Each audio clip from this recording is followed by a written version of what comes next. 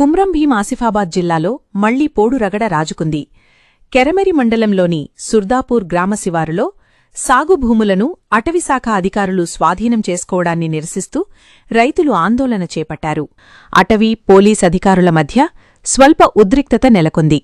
ఈ సందర్భంగా జరిగిన తోపులాటలో ఓ మహిళకు స్వల్ప గాయాలైనట్లు సమాచారం.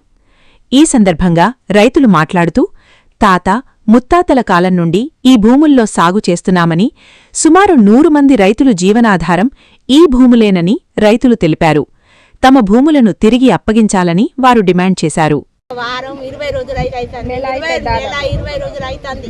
ఇక్కడే ఉంటాం సార్. మేము తింటలేము, పంటలేము, ఏం లేదు. మమ్మల్ని నిర్దవోనిస్తలేదు. మమ్మల్ని రోజు పోలీసు వాళ్ళు వచ్చి దండి బాధ పెడతాను. కేరమేరి పోలీసు వాళ్ళు దండి బాధ